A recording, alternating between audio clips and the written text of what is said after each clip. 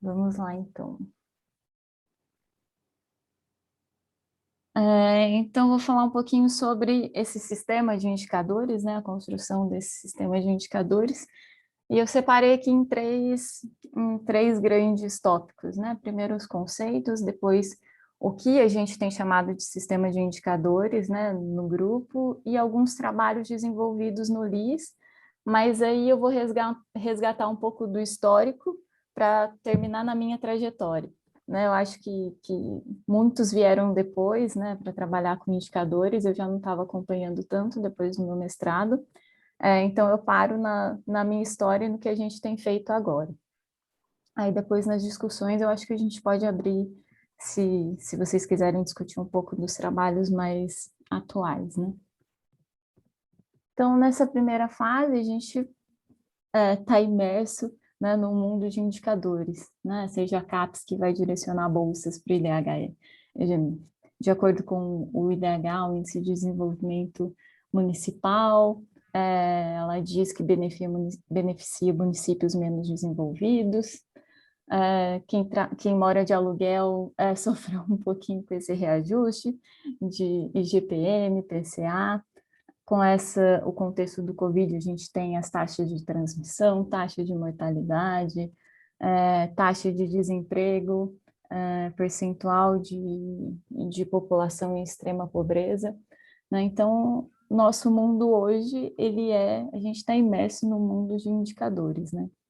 Então, um índice ou um indicador, ele é uma medida em geral quantitativa e ela é dotada de um significado substantivo e usados tanto para substituir, quantificar ou operacionalizar um conceito, né? Eles são de interesse teórico ou programático, para respectivamente a pesquisa acadêmica, a formulação de propostas e políticas públicas, ou eles se tornam é, em função disso, né, de proposta de política pública, como é o caso do IDHM, e eles sempre vão informar sobre algum aspecto da realidade social de interesse. Eles são, portanto, uma forma de medir, avaliar e determinadas tendências, contextos e realidade. Então, a gente tem um processo de agregação de valor informacional no indicador, né? Então, geralmente, a gente tem um recorte, um evento empírico da realidade social, né? Da nossa questão. A gente tem alguns dados brutos levantados, que não, não necessariamente é para o fim que a gente deseja, que são a maior parte as estatísticas públicas, e agora a gente tem começado a trabalhar um pouco com dados alternativos, de fontes alternativas, a gente vai ver isso. E quando a gente agrega uma informação, né, para análise e decisão de política pública, ele se torna um indicador social, né? Então, o que seria esse sistema de indicadores? A gente usa uma leitura muito da casa, que é do professor Paulo Januzzi, esse livro, para quem estiver começando aí a trabalhar com os indicadores, ele é muito bom de conceitos, né? Então, a construção de um sistema de indicadores, ele perpassa primeiro pela conceituação, né? De um conceito abstrato ou temática de interesse. A partir disso, a gente tem uma definição das dimensões ou diferentes formas de interpretação operacional desse conceito, e que a partir dessas estatísticas públicas existentes, a gente pode construir um indicador, né, ou um conjunto de indicadores que vão conformar esse sistema de indicadores sociais. O fundamento, né, para como que a gente tem pensado na construção desses índices e indicadores, a gente está pensando em fases, né? Aqui no LIS, ou antes do LIS virar LIS, né? Que são as fases de pensar para então medir, para então repensar, né? Um pouco de ressignificação do conceito para promover a análise.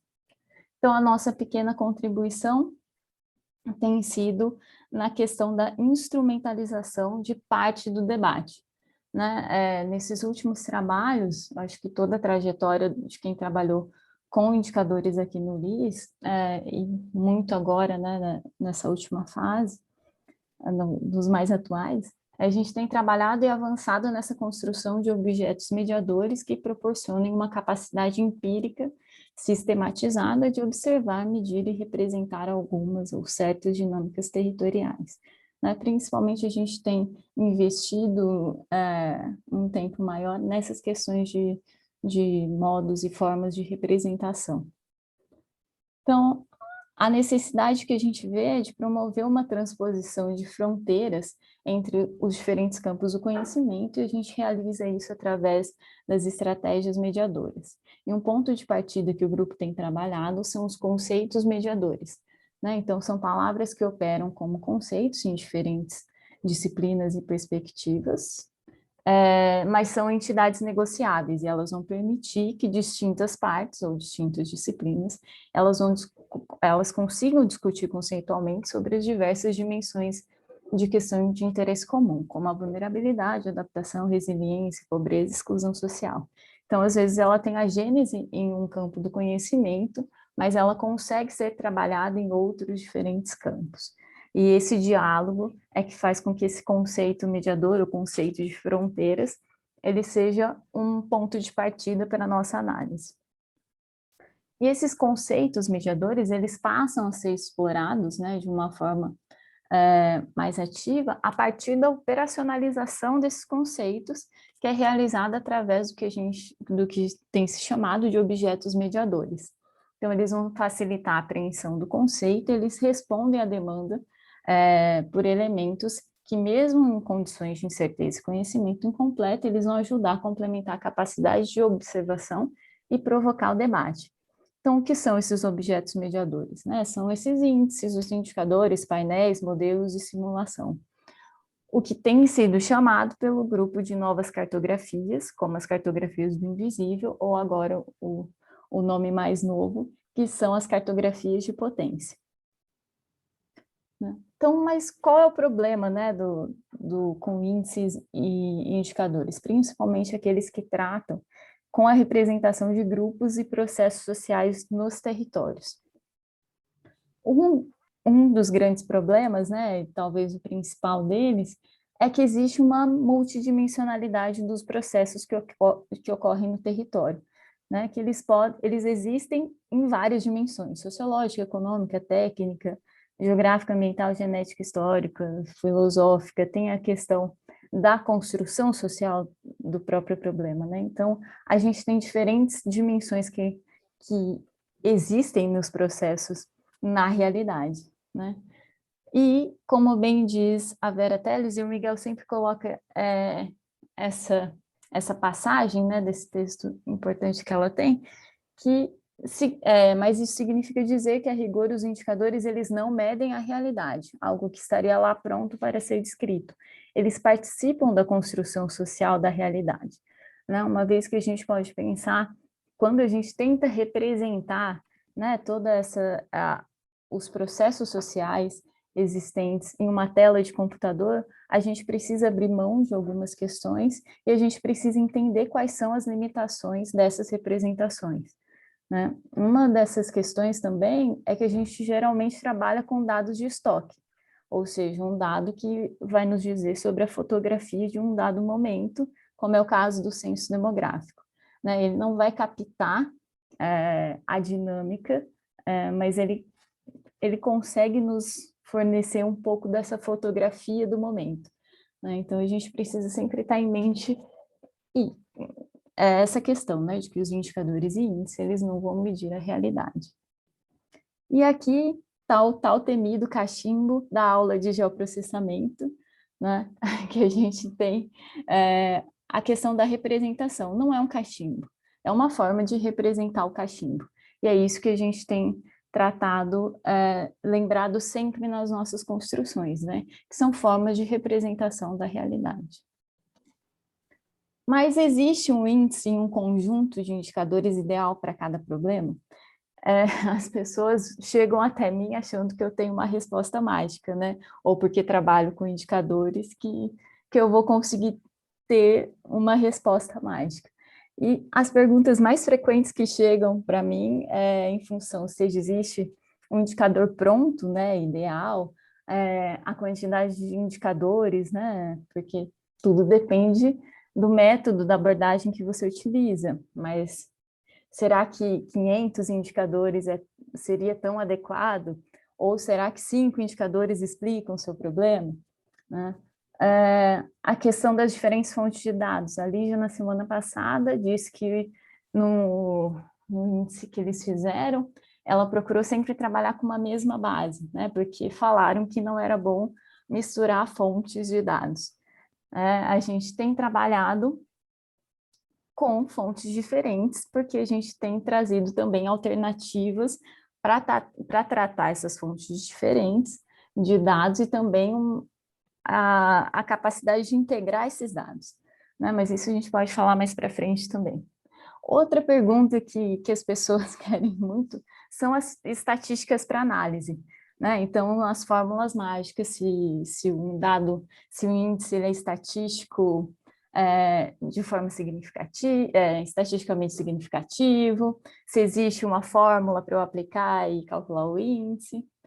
Muitos também perguntam sobre validação, e aí vai cair também nessa relação com a estatística.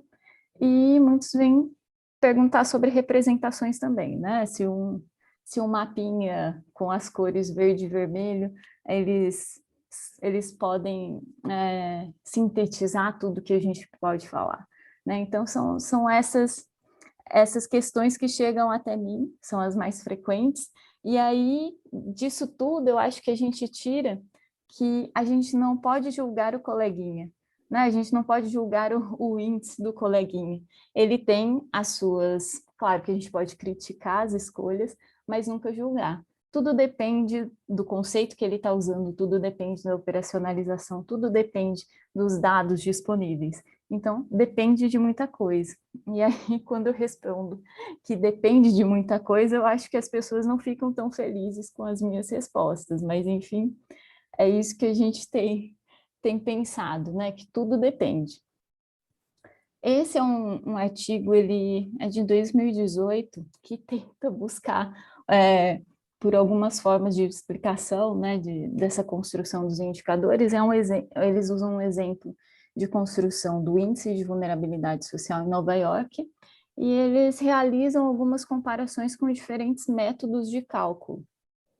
Então, tem aqui só para mostrar, eles falam das abordagens indutivas, ou seja, quando você tem as 500 indicadores, você precisa transformar em uma quantidade menor para explicar seu problema, e geralmente se usa componentes principais.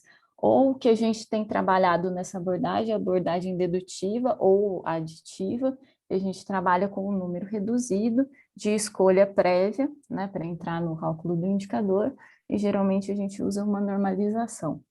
Existem outras, né, a abordagem hierárquica ou de lógica fuzzy. Esse é um artigo novo e ele está bem interessante nesse sentido de quem gosta de metodologias fechadas de análise de indicadores, ele está bem explicadinho aqui. E como a gente tem pensado a construção de indicadores no LIS? Né?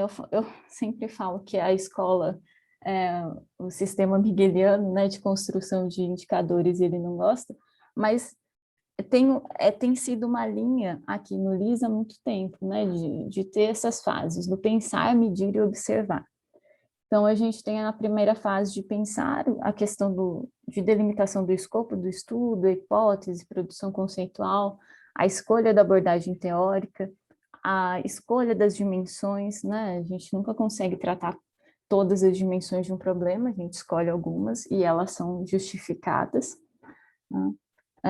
Na segunda fase, a gente tem a fase de medir, que de fato é a construção do objeto mediador, os indicadores como componentes dos índices. O que a gente tem trabalhado é a questão da construção das fichas dos indicadores, tratamento de dados e definição da unidade espacial de análise. E, por fim, a gente tem a fase de observar, que é o que a gente tem investido mais tempo, que são as formas de representação e a construção de painéis de observações, que é também uma marca aí do grupo, né, dessa complexidade, de uma análise mais complexa no formato de um painel de observações.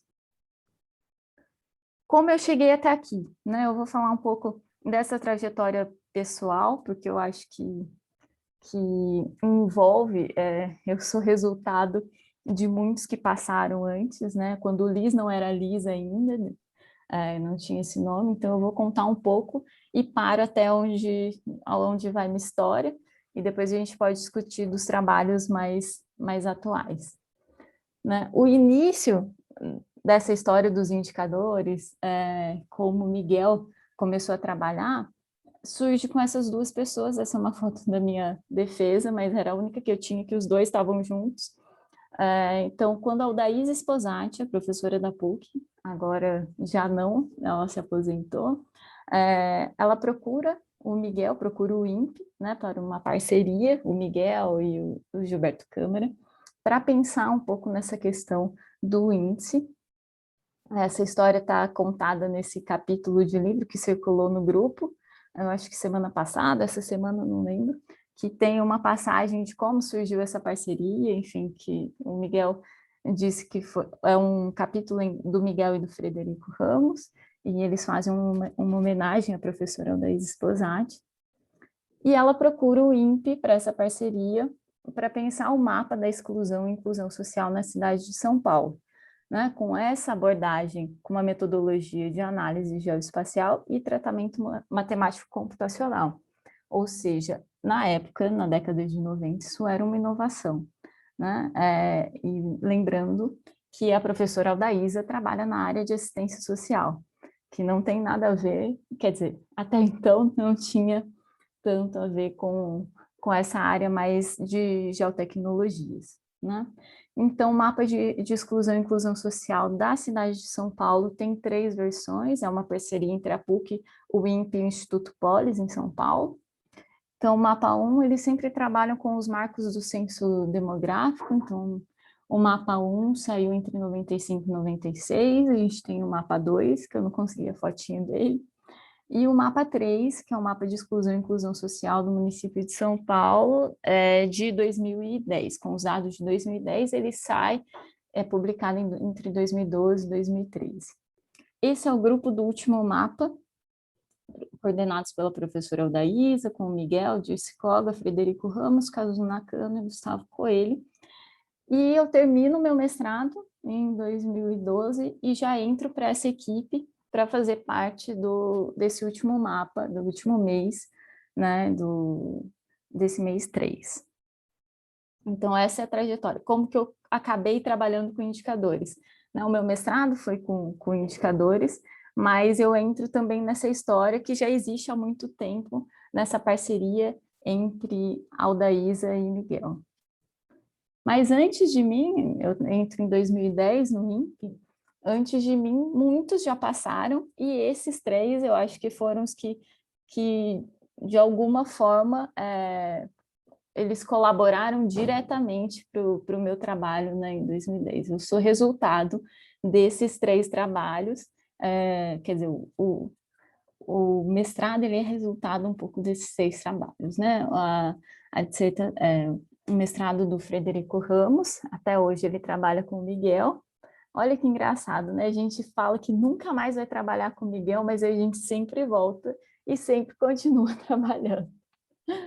A Patrícia Genovez, ela também defendeu o mestrado dela em 2002, e esse foi uma das grandes referências que eu tive, né, que ela já trabalhou um pouco com as medidas de exclusão e inclusão social, só que aqui para São José dos Campos, e a professora Flávia Feitosa, que acabou sendo minha orientadora também no mestrado, e no mestrado dela, junto com o Miguel e o Gilberto, ela trabalhou com índices espaciais para mensurar a segregação residencial, né? Então, o que vem antes de mim faz parte dessa minha construção, né? De como a gente tem pensado, assim. Então, esse sistema de construção de indicadores, ele tem esse marco essa trajetória que se inicia na década de 90, né, junto com a professora Aldaísa e o professor Miguel, e tem gerado esses frutos, né, que até hoje trabalham com o professor Miguel. E aí vou terminar um pouco mostrando o que a gente tem feito, né? Na minha trajetória aí até com essas parcerias mais atuais, então um pouco do que a gente tem pensado de índices e indicadores, né? Então começo com o meu mestrado, que a gente calculou o índice de vulnerabilidade socioecológica, fui orientada pelo professor Miguel e pela professora Flávia. A gente trabalhou com esse conceito de vulnerabilidade, então são duas linhas teóricas de vulnerabilidade, uma relacionada à pobreza e a outra a sistemas socioecológicos, e que de alguma forma a gente buscou uma conciliação, né? Trabalhava com a perspectiva dos indivíduos, desconsiderando as dinâmicas do sistema biofísico, e sofrer mais com influências qualitativas, e por outro lado, a segunda linha, a gente tem a origem dos territórios, a abordagem integrada era mais recente, com influências quantitativas. Então, a gente buscou por uma conciliação, trabalhando com o conceito, essa perspectiva AVEL, né, de estrutura de oportunidades e ativos do Castman, que diz que a vulnerabilidade ela é a incapacidade de uma pessoa ou de um domicílio para aproveitar-se das oportunidades disponíveis em distintos âmbitos socioeconômicos. E essas oportunidades, elas são fornecidas por uma tríade, né, três grandes instâncias que consistem no Estado, no mercado e sociedade, que vão fornecer ativos ou capitais para os indivíduos, para a população. E esses ativos e capitais, que são os recursos, né, a acessibilidade a esses ativos e a forma com que as pessoas usam esses ativos é que vão dizer quais são as condições de vulnerabilidade delas ou do conjunto de famílias ou um conjunto de domicílios. Então, no final, a gente tem uma releitura, né, baseado no que a gente já tinha visto de referencial teórico, a gente tem uma releitura desse índice de vulnerabilidade, tratado em 4 dimensões: capital social, físico natural, financeiro e humano, cada uma das dimensões com as suas justificativas, e a operacionalização foi a construção desse índice, né, de vulnerabilidade socioecológica, entendido como um objeto mediador. Um dos itens, né, nessa construção de indicadores que ficou até hoje, que eu faço até hoje, que muita gente passou a fazer, que foi um legado assim do Miguel para quem trabalha com indicadores, é a questão das fichas do indicador. Isso é muito importante quando a gente diz por que esse indicador ele faz parte da construção do nosso escopo de pesquisa, né? Então, existe uma justificativa para ele ter entrado no campo do índice, existe a descrição desse índice, as fontes, o cálculo e como ele está escalonado.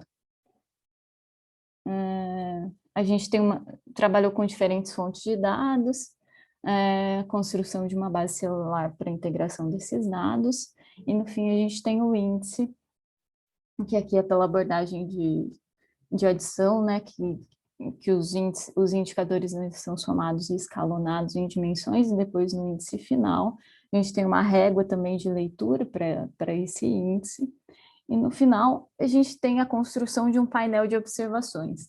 Esse painel de observações também a gente tem utilizado até hoje, que é uma forma de colocar todas as informações que são importantes para medir ou para tentar representar um processo que ele é muito complexo, né? Então, de alguma forma, a gente traz várias informações com várias formas de representação, gráfica, tabular, espacial, para tentar, de alguma forma, analisar esse processo social de uma forma um pouco mais complexa e um pouco mais completa, né? Então, a gente tem o que a gente chamou de perfis de ativos, informações tabulares, a verificação remota com imagem de satélite e verificação em campo.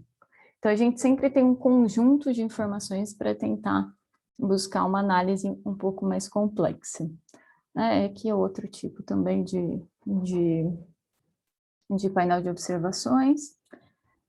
Aí saio do mestrado trabalho com a bolsa lá do projeto da professora Eldaísa, do Mapa de Inclusão e Exclusão, e digo, nunca mais eu vou trabalhar com o Miguel. Vou para o doutorado na Unicamp e a primeira coisa que eu faço é chamar o Miguel para ser meu co-orientador, né? Então, eu nunca saí do LIS de algum modo, né?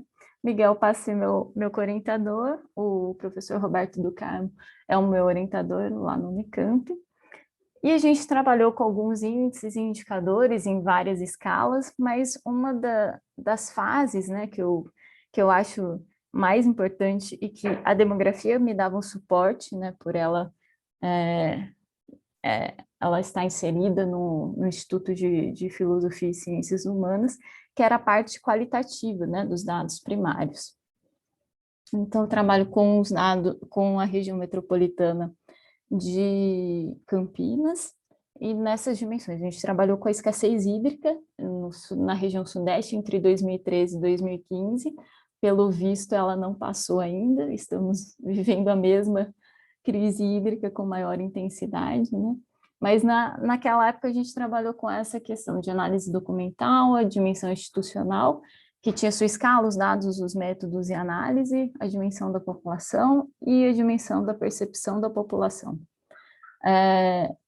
O interessante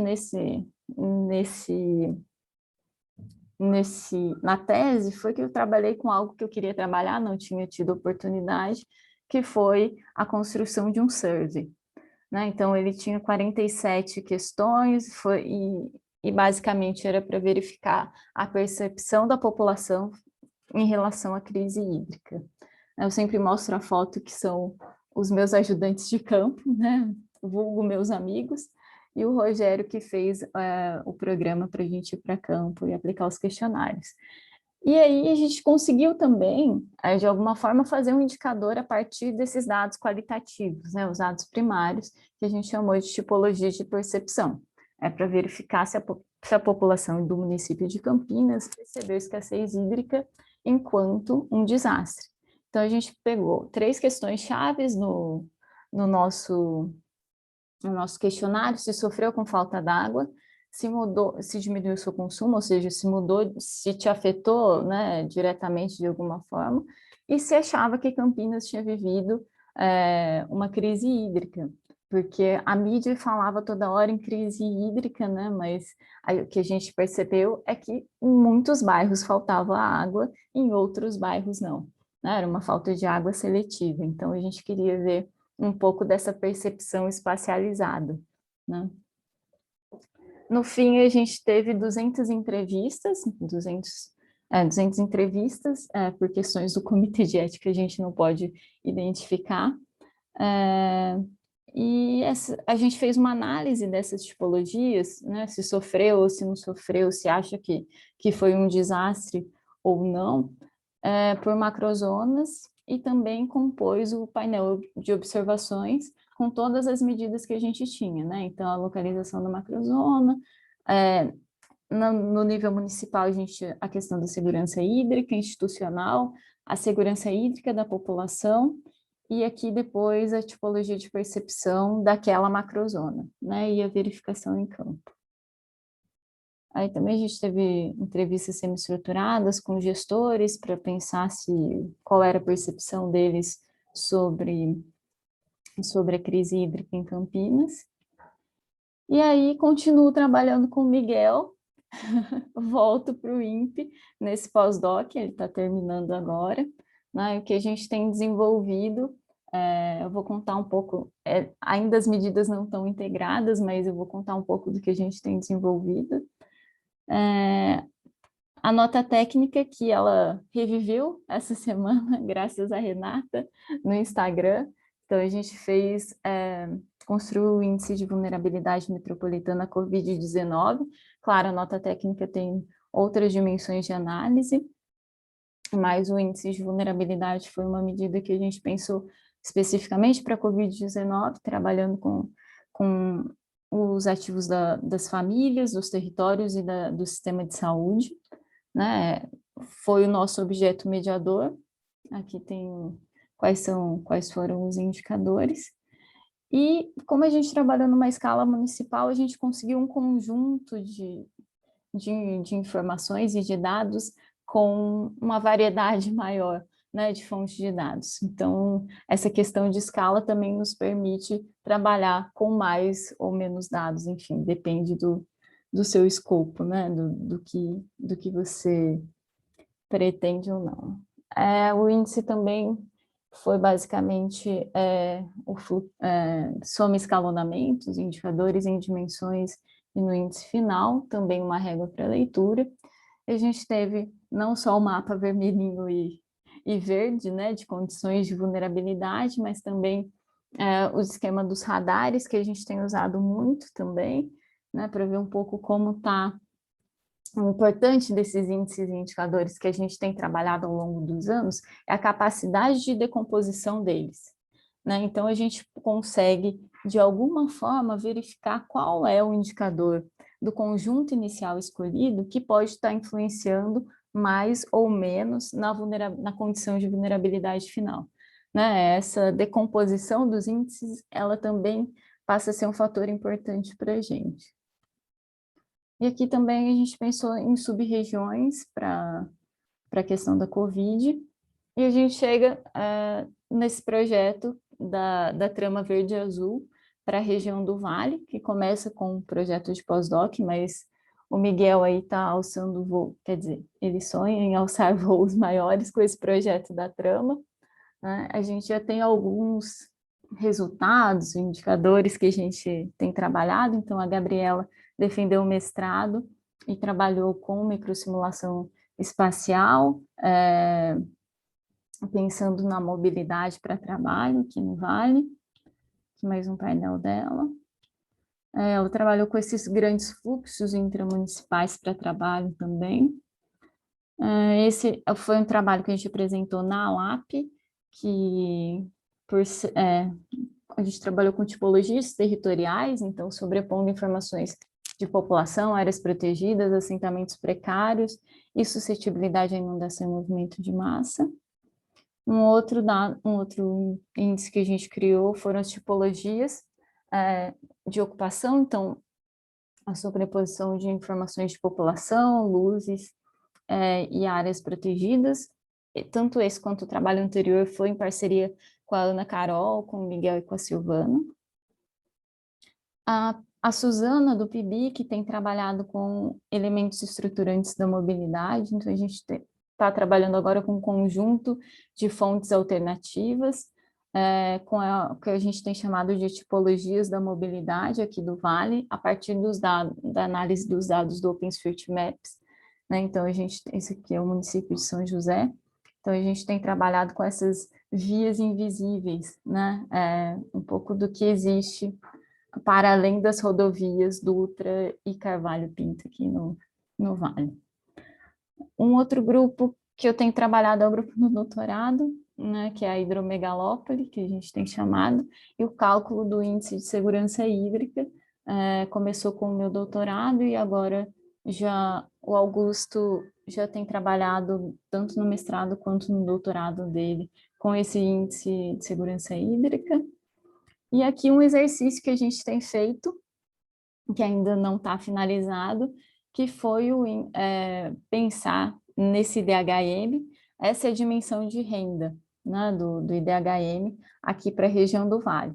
Se a gente pensar, a grande parte dos municípios estão na escala deles enquanto alto e muito alto, ou seja, pensando na dimensão renda, eles seriam desenvolvidos ou mais desenvolvidos, né? Existe uma metodologia da UNDP, das Nações Unidas, que o Miguel falou, testa, vamos ver o que acontece. E o que acontece é isso. Quando a gente ajusta pela desigualdade, porque o IDHM ele trabalha com uma média municipal, mas quando a gente faz um ajuste do IDHM, aqui só a dimensão renda, pela desigualdade existente dentro do município, a gente tem que todos os municípios têm um desenvolvimento muito baixo, né? Então, que história que os dados estão contando, né? Qual é o índice de desenvolvimento humano, de fato, nos municípios, né?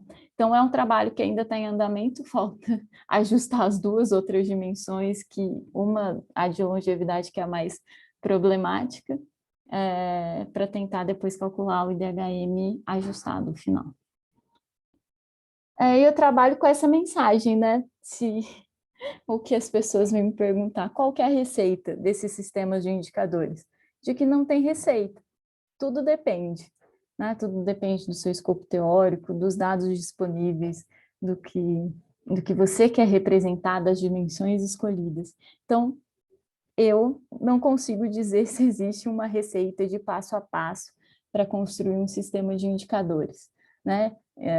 O que eu acho que existem algumas fases que são importantes de pensar o indicador, medir o indicador e depois observar esse indicador, mas não que exista uma receita mágica e única para todo mundo. E é isso, deixo meu contato sempre que precisarem falar de indicadores, estamos aí. Agradeço a paciência, agradeço o tempo. Eu acho que a gente pode discutir agora, se alguém quiser comentar ou falar sobre os seus indicadores. Aí eu devolvo a palavra para a Mariane. Mais uma vez, muito obrigada. A gente que agradece, Tati. E aí, alguém quer perguntar alguma coisa? Eu vou montando a lista aqui, quem quiser pode colocar o nome no chat. E eu vou... A Liz e Camilo, pode começar, então. Lise, mostra seu rosto, Lise. Estou com saudade de você, Lise. Por que entrou como Lise? Eu sei lá, essas coisas do Google. Eu não entendo. Enganador, eu queria ver a Lise e o Camilo. Não, sou eu. Só vou ligar. Ih, olha lá, para variar, a minha câmera está esquisita, mas tudo bem. Estou descabelado, mas pronto, já stop, vocês me viram, sou eu mesmo, tá? Então, nossa, adorei, Tatiana,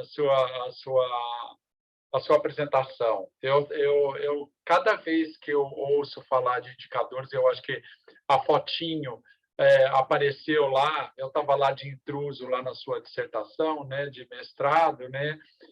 Eu acho que foi uma oportunidade super legal de aprender. Eu confesso que era uma coisa assim, para mim, muito inovadora, porque eu acho que você traduz exatamente o espírito. As pessoas elas pensam em indicador como se fosse uma coisa mágica, sei lá, uma coisa que você vai lá, calcula e aquilo traduz tudo, né? E eu acho que desde a sua dissertação, que eu venho acompanhando alguns trabalhos, eu não faço um acompanhamento a fundo, mas eu acompanho assim essa discussão. Eu estou cada vez mais convencido que indicador é isso que você falou mesmo.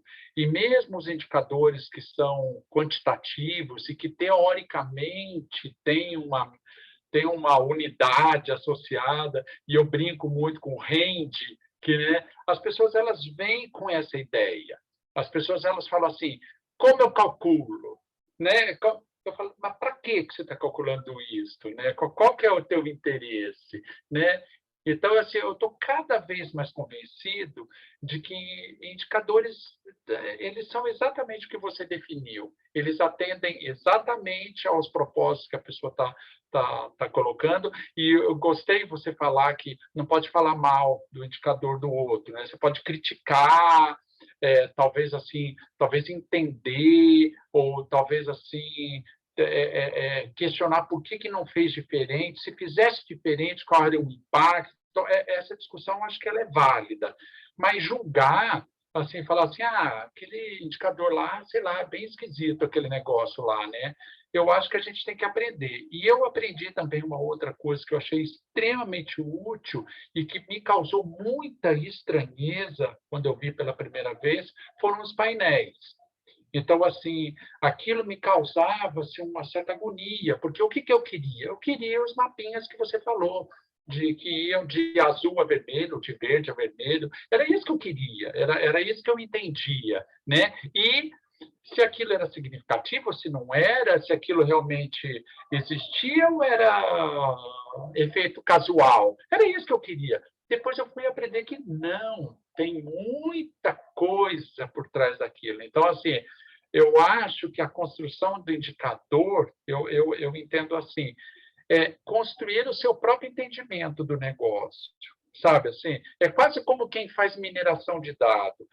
A pessoa acha que é pegar um monte de amostra, apertar um botão, sair com uma árvore. Isso fez mineração. Não, não. A mineração, você vai aprender a olhar o seu dado e extrair dele o que você deseja. Então, eu acredito que essa construção do indicador que você faz, né, é isto. É um processo que leva você a entender quais os fatores que são mais importantes para explicar aquele negócio. Então, assim, cada vez que eu assisto uma apresentação sua, pelo menos você eu acho que tem o dom da aula. Termina a sua apresentação, eu acho que eu entendi, Tatiana. Depois, assim, se fosse para eu fazer, eu acho que eu não ia conseguir, não. Mas eu achei fantástico, assim, é palatável, é legal, você mostra que o negócio é bacana. Daí a pessoa, quando vai pôr a mão na massa, ela sua, chora. Mas, assim, é legal, tá? Era isso, é só mais para dar os parabéns mesmo. Eu falei assim, eu tenho que assistir para poder ir lá e assistir, porque eu adoro suas aulas. Parabéns. Ô, Camilo, coraçõezinhos para você. Se todo mundo entendesse o que eu queria dizer, a minha mensagem. Muito obrigada. Camilo tinha que estar lá na fotinho, né? Ele me acompanha de alguma forma desde a dissertação, né? Da proposta e depois da defesa. E é isso, Camilo. Se você... Nossa, não acredito que alguém entendeu a mensagem. Muito obrigada, Camilo. Eu acho que é bem isso. Tudo depende muito. Eu acho que quando alguém fala assim, ela trabalha com indicadores e vem me procurar, é justamente isso, vem me procurar com essa intenção de eu ter uma resposta, né? Olha, eu tenho todos esses indicadores aqui, o que eu faço com eles? Né? Falo assim, não sei, me explica desde o começo, o que você quer, qual o seu objetivo, por que você precisa de tantos indicadores, enfim, eu tento colocar em prática, mas eu acho que eu não nasci para o dom da aula não, Camilo, mas muito obrigada pela observação. Posso, Mariane? É. Não, eu só queria... Nossa, veio super a calhar essa sua fala, Tatiane, porque ontem eu fiquei até às 5 horas da manhã tentando responder a um revisor maldito no artigo da Ana Horato sobre o indicador de vulnerabilidade ambiental em terras indígenas. Cara, e as perguntas que ele fazia, assim, o cara não tem uma compreensão, né? Você falou, eu vou pedir para você responder, vou mandar as perguntas para ele para você responder para mim, porque uma dificuldade. Então, ele questiona o fato de alguns, porque também é um indicador com 3 dimensões, e cada dimensão ela é composta de vários indicadores, e eles têm correlação entre eles. Mas eles têm que ter, então, uma área que tem uma alta taxa de desmatamento, alta degradação florestal, que tem não sei o que, são áreas mais vulneráveis, né, no nosso conceito. Mas ele não se conforma com isso, porque ele vem, depois nós descobrimos quem é, porque a gente sempre sabe quem é, porque esses caras eles sempre pedem para você referenciar o artigo dele, né? E aí ele usa os mesmos termos, né? Porque ele trabalha, ele chama de drivers, os indicadores, né? A gente não está atrás de drivers de vulnerabilidade. Só que ele fez um negócio que tem umas 10 páginas de questionamento, e aí a conclusão que a gente chegou é que a gente pediu para prorrogar por mais 2 semanas para conseguir responder todas as questões sem ser mal educado e ríspido com eles. Mas esse artigo que você colocou aqui, da Daiane, eu não entendo minha letra, mas eu anotei aqui, mas esse quadro que você mostrou ele é fantástico, porque ele vai me ajudar muito com essas respostas, Então, assim, é muito legal ouvir você, muito legal essa coisa da construção, mas é muito difícil. E daí a minha pergunta para você é a seguinte: quero saber sobre os seus percalços com esses artigos, os questionamentos, se isso que eu estou sofrendo você já sofreu muito, deve estar calejada. Queria que você contasse um pouco sobre isso. Mariana, eu estou respondendo, se não for assim a dinâmica, então tá bom. O Tati, o Miguel fala que eu estou no comando do negócio, mas por mim, eu não sei controlar, eu não sei quando liberar para falar, então, fica à vontade. Eu estou respondendo, se não for assim, depois da dinâmica você me corta, por favor. Bel, não, se precisar de ajuda, estamos aí. O Miguel disse que eu não tenho coração para responder os revisores, mas aí depois alguém com mais coração traduz o que eu escrevi, mas eu te ajudo sem problemas. É justamente esse o ponto. Eu acho que quando as pessoas pensam em indicadores, pensam muito no viés quantitativo, né? Que existe um número e que esse número precisa ser tratado estatisticamente, né? E que ele vai dar um resultado que é um outro número. Basicamente é isso. A gente teve alguns problemas com os revisores no sentido de conceitos, né? Porque é difícil entender também vulnerabilidade. Vulnerabilidade, às vezes, é um conceito que eles têm muito fechadinho e que eles não aceitam variações, né? Esse foi um dos grandes percalços, assim, entender a vulnerabilidade enquanto conceito mediador, enfim, toda a parte conceitual já é muito difícil, para quem trabalha com essa parte mais quantitativa, e também eu acho que a gente teve muitos problemas, alguns, né? Pensando nessa parte de que o índice ele precisa ter uma estatística, né? Por que que você não usou principais componentes? Tem que sempre usar um método, né? A normalização para eles não é um método de construção de indicadores. Justamente esse artigo diz que a normalização é uma abordagem teórica, é uma abordagem metodológica, né? Então, esse artigo também salvou minha vida aí em vários aspectos, falando assim, olha, a gente não está inventando nada, ou a gente não está tratando isso qualitativamente, a gente tem uma abordagem metodológica, né? Então, essa foi uma outra questão que a gente sempre sofre, que a gente nunca tem uma técnica, uma abordagem metodológica para tratar os indicadores, ou seja, não como eles querem, né? Que eles acham que indicadores são tratados.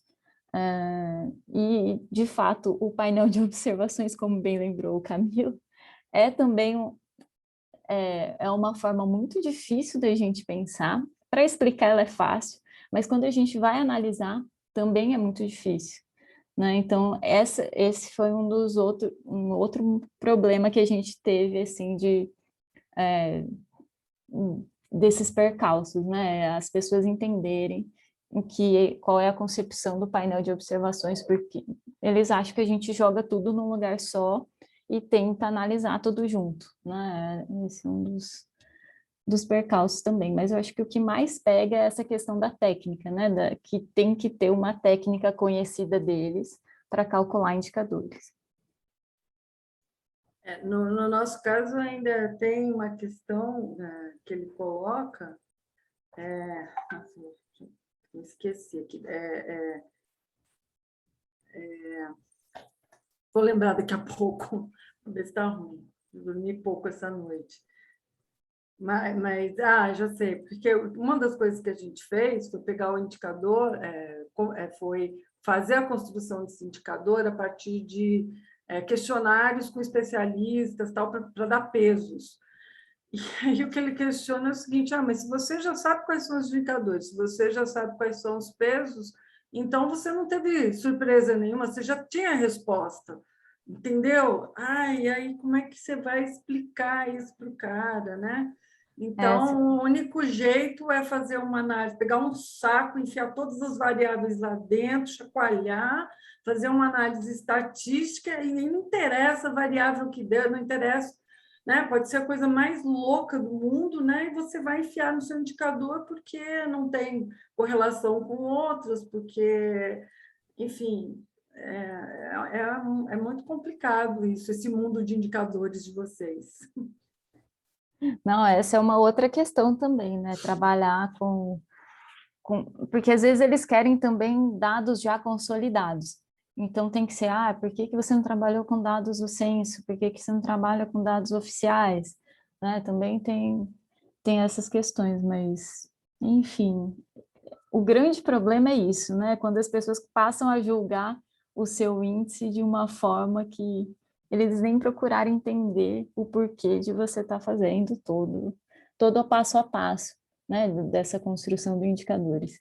E, de fato, eu acho que falta um pouco, talvez, desse aporte mais teórico do outro lado de construção dos indicadores, né? Porque o que a gente faz também é construir um sistema de indicador, né? E essa história do peso eu sofro sempre, porque a gente parte da hipótese de que todas as variáveis têm peso igual, né? A gente procura trabalhar assim para verificar um pouco dos resultados e das intensidades, as nuances dos resultados. E sempre pergunto, mas por que que vocês não deram peso? É justamente o contrário. Por que que vocês não deram peso? Se vocês acham que a educação é mais importante, tinha que ter dado peso, né? Ou também outra coisa, na literatura eles sempre falam que a renda está correlacionada com a educação. Então, teoricamente, eles dizem, se tem um, não precisa de outro. Mas justamente a gente precisa ver um pouco das desigualdades, né? Trabalhar com renda e educação nos fornece um panorama de vulnerabilidade e de desigualdade um pouco mais complexo do que trabalhar só com um ou só com o outro, né?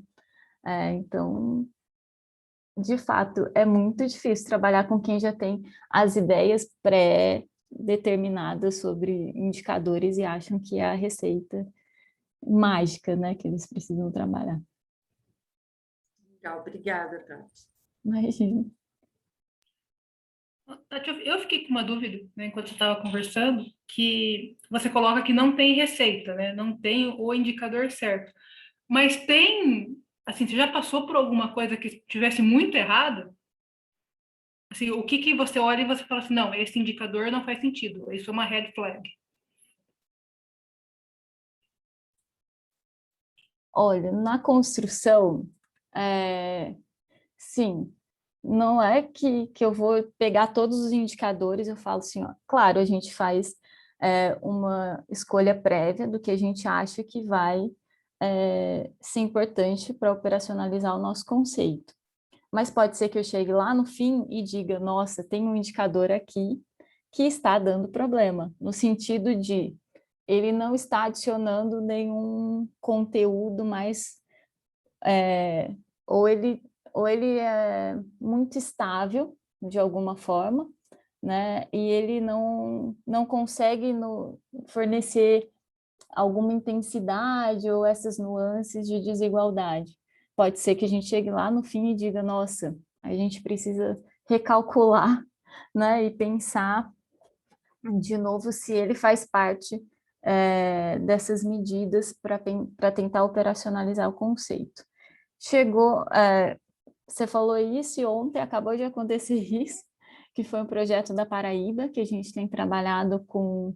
Eu só fiz o cálculo, né? Então, eles pensaram em duas dimensões, que é a dimensão da assistência social e da saúde, como proteção ampliada à Covid-19, e o pessoal da assistência social, depois do dado ter rodado, de estar lá na plataforma, de estar tudo prontinho e dizer, olha, indicador acho que era o de BPC, de benefício de prestação continuada, ele não está contribuindo para a análise, porque ele foi calculado de uma maneira que ele foi calculado por habitantes. Então, cidades pequenas, que têm menor número de habitantes, ele dá um valor muito alto, e as cidades maiores, como João Pessoa, na Paraíba, ele meio que o valor é muito irrisório, porque se você for pensar nos serviços distribuídos para a população inteira, né, é como se você diluísse um pouco isso.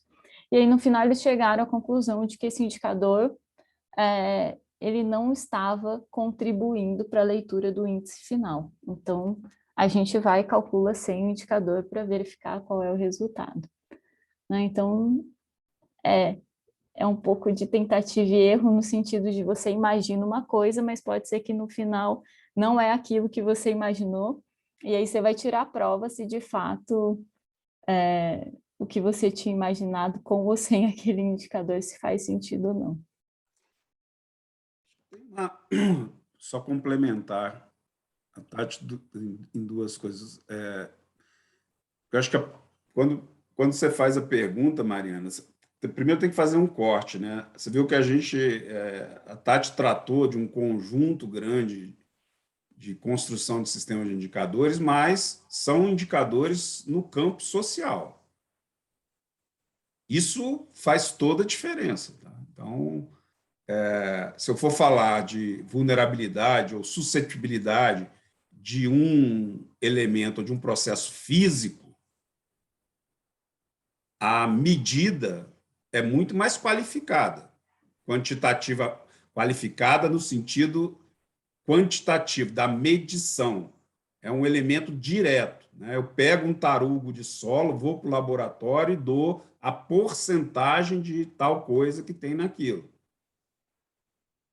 Agora, no campo social, eu não tenho porcentagem de nada, eu não tenho porcentagem, né? Igual um cartoon do Enfield, que é uma senhora apontando para um trombadinha, né? Chama ele de trombadinha, é um indicador. Ele fala, eu não sou trombadinha, eu sou X% isso, 40% aquilo, eu sou um monte de coisas. Tá?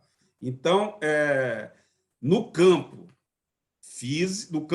dos indicadores da paisagem física, eu tenho mais assertividade para falar errado ou certo. No campo da paisagem social, sim, eu tenho como averiguar a adequação, se aquilo reflete a realidade que eu estou observando ou que estou observando com outros elementos para corroborar com ela. Mas não é como eu medir uma coisa, não é o tanto de exame negativo, tanto de... Não tem como fazer isso. Então, a primeira coisa é essa, que tem a ver também com o que Isabel falou aí, vulnerabilidade de INDI, TRND, é um conceito, eu tenho que criar esse conceito mediador, definir muito bem e medir o que eu estou conceituando. E é só isso, fora disso, não tem conversa. Né? Então, porque eu não estou falando fora disso, eu só estou falando daquilo. Então, essa questão tem que ter um crivo aí, né? Para poder também... que a Tati falou, também, posso usar principal componente, posso usar fatorial, posso usar, inclusive, nos indicadores que são construção social. Agora, eu aceitar que a principal componente são aquilo que foi excluído das minhas componentes ou das minhas fatoriais, não vai fazer parte do meu indicador, é uma decisão minha, e eu posso ter problema com ela, se eu aceitar só a qualificação estatística do meu indicador, no campo social. No outro campo, pode ser mais direto, eu posso aceitar como valor de face o resultado de uma principal componente, ou de uma fatorial, ou de qualquer coisa que faça redução de dimensionalidade. Né? A técnica é de redução de dimensionalidade, qualquer que seja ela, fatorial, principal componente, escambau. Então, quando eu reduzo dimensionalidade no campo social, eu tenho que julgar depois se esse algoritmo é suficiente para manter o meu desenho conceitual do meu problema. Se depois de reduzir as dimensões, aquilo continua falando da vulnerabilidade. Se não continuar falando, não tem mais sentido para mim. Na verdade, Miguel, quando eu fiz a pergunta, eu estava pensando no perigo de alguém, ou muito ingênuo ou muito mal intencionado, construir uma narrativa distorcida, baseado no indicador. Já que o indicador... Mas esse é o debate interessante, é uma coisa que a gente usa sempre também, um pouquinho todo mundo já viu aqui aquele filme do Forrest Gump, já viu? Aquele filme como é que é o nome daquele rapaz que, coitado, sempre está numa roubada, ou está perdido no aeroporto, ou está... Hã? Tom Hanks. Tom Hanks, ele mesmo, né? sempre ele está naufragado, perdeu a mãe, ou se ficou no aeroporto 10 anos. Outro dia tinha alguma coisa falando isso. Nunca fique ao lado do Tom Hanks, coitado, porque alguma coisa vai acontecer com você e tal. Mas nesse filme lá do Forrest Gump, qual é a história daquele? Ele tem um momento do filme que ele começa e termina que ele está numa uma senhora lá com uma caixa de bombom sortido, e ele fala que a melhor coisa que tem na caixa de bombom sortido é que você nunca sabe o que vem, qual bombom que vem depois, né? É a coisa mais legal de uma caixa de bombom, é qual bombom que vem depois. Então, indicadores, modelos, simulação, são meio essa caixa de bombom sortido. A caixa é sempre a mesma, os indicadores, ou seja, os bombons são sempre o mesmo, né? Mas o bombom que vem depois é quem conta a história. Que história que eu conto com aqueles bombons? Então, eu puxo o bombom que eu quero contar. O mesmo indicador conta várias histórias. Para o bem, para o mal, mal intencionado. Este é, aliás, indicadores e sistemas de indicadores e mapas são feitos para contar história, tá? Narrativas. Então, é uma disputa de narrativa, sempre é uma disputa de narrativa. No campo social, isso é muito mais grave do que no campo físico, né? Porque na paisagem física eu tenho balizadores mais concretos para afirmar algumas coisas de alguns aspectos. No campo social, eu estou disputando projeto, né? Então, minha narrativa vai depender dos meus indicadores e, às vezes, eu posso estar usando a mesma caixa de bombom, só que eu organizo ela diferente, conto uma história diferente sobre ela. O IDH é um indicador famosíssimo, né? Por que ao longo lá atrás alguém percebeu também, na própria ONU, falou: olha, se eu olhar num país cuja desigualdade é muito grande, né?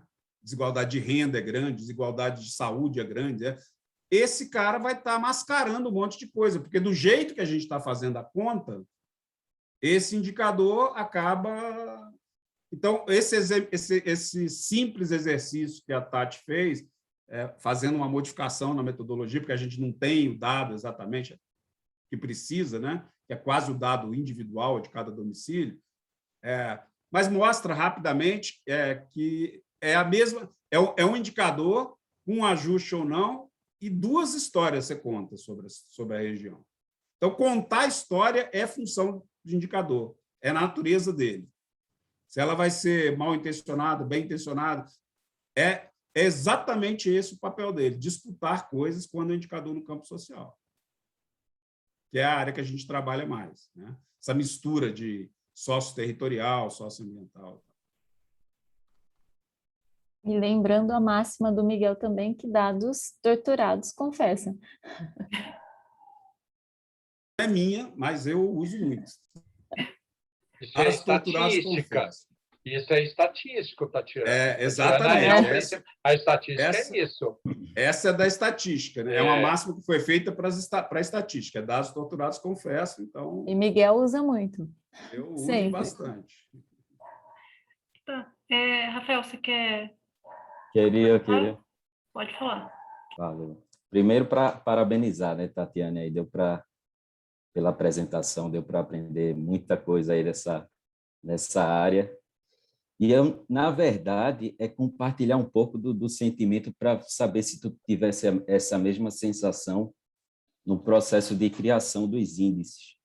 E aí você vai tentando escolher as variáveis, e esse processo de escolha das variáveis parece um trabalho infinito. Você nunca está satisfeito com aquela quantidade de variáveis e você fica procurando mais e mais e mais e mais e mais. E aí você se vê num trabalho infinito.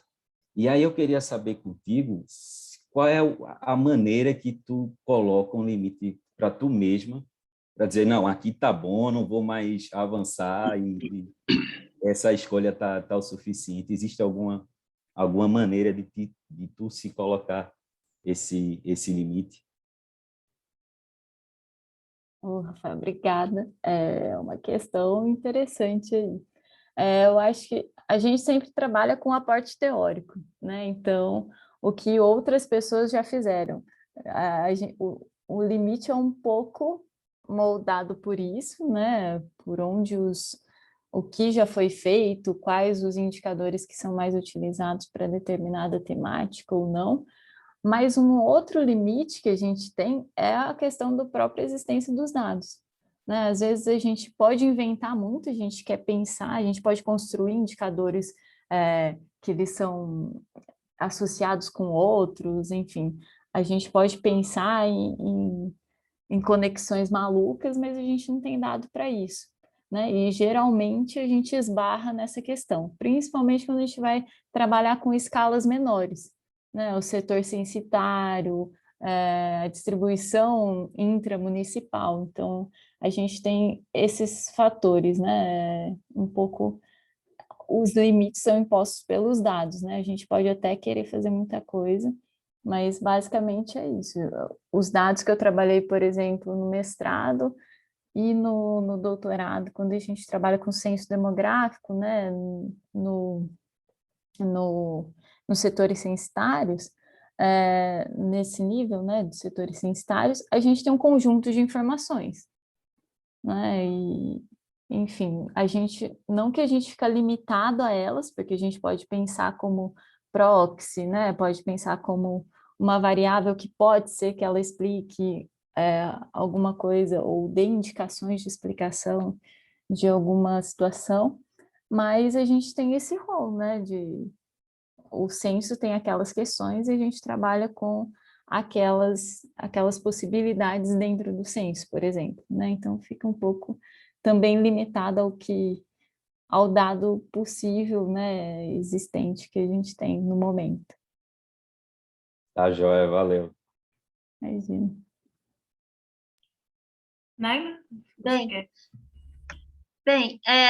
Tati, primeiramente, né, eu tenho só elogiar, né, foi muito boa a sua apresentação, eu acho que você conseguiu sintetizar e fazer, eu senti até que eu entendi mais ainda, né, vendo a sua apresentação.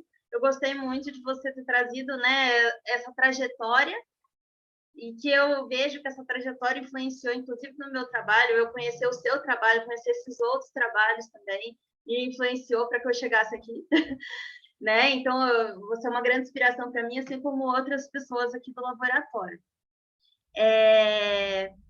Eu gostaria que você falasse um pouco mais sobre quais foram as principais diferenças que você notou para a elaboração dos indicadores com dados secundários, né, que foi no seu mestrado, e posteriormente ao fazer a coleta de dados primários, tipo, quais seriam as principais dificuldades e facilidades de montar indicadores com dados secundários e com dados primários.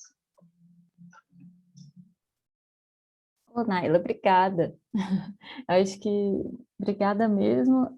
Eu acho que pouca gente conhece, né, as nossas trajetórias, né, de como a gente chegou aqui, quais foram as nossas influências, né, que participaram da nossa construção. É bacana, acho que eu nunca tinha apresentado também isso, né, aqui no grupo. Sobre essas dificuldades dos dados primários e secundários. Uma questão que eu acho que foi crucial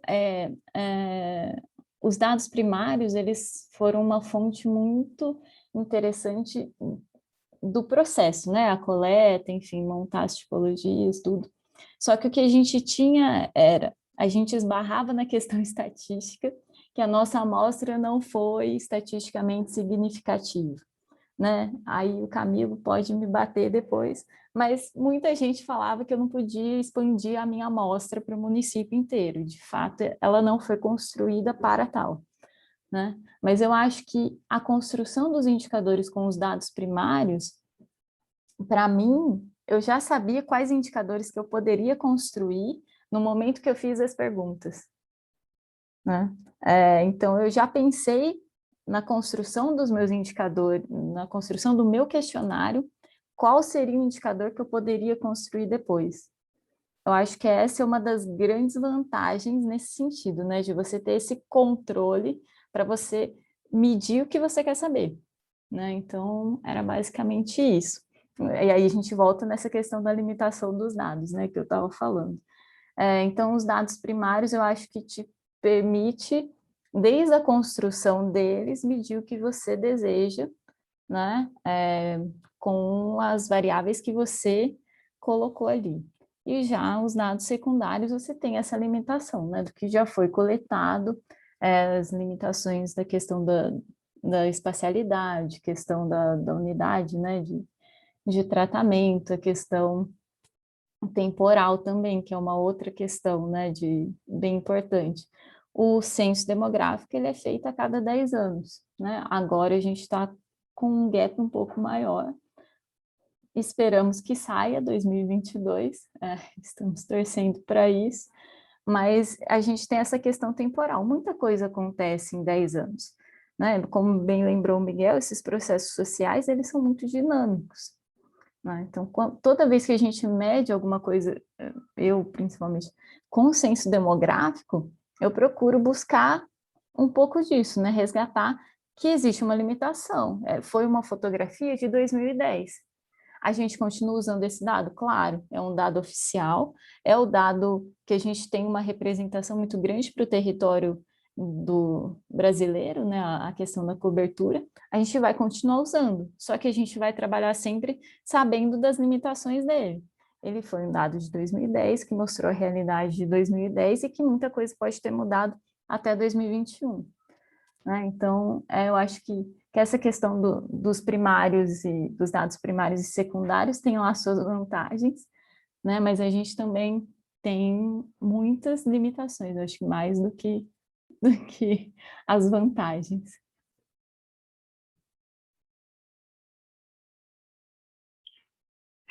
Obrigada. Tati, já aconteceu de você fazer uma análise que você tinha os seus dados, tinha os seus indicadores, e aí você olhou o resultado e você se surpreendeu, você não esperava que os seus indicadores indicassem o que eles indicaram? Sempre. Toda vez eu acho algo que me surpreende. O IDH foi o último. O IDH, quando eu olhei, eu falei, Miguel, tá errado. Falei, eu calculei errado, porque o ajuste, deu muito ajuste, porque a metodologia que eles mostravam e os exemplos que eu vi, o ajuste era muito pequeno, né? E quando a gente volta quando a gente vem para o Vale e aplica esse ajuste, foi muito grande, né? Foi um tombo o IDHM. E aí vem um outro lado meu, que aí eu quero saber por que deu esse ajuste, né? Então, sempre tem a surpresa, mas depois a gente sempre busca o porquê. Aí eu olhei os dados do censo e eu vi que em Garatá, 2 pessoas ganham rendas acima de 20 salários mínimos. Só que rendas absurdas, que elas se somam entre 160 mil reais.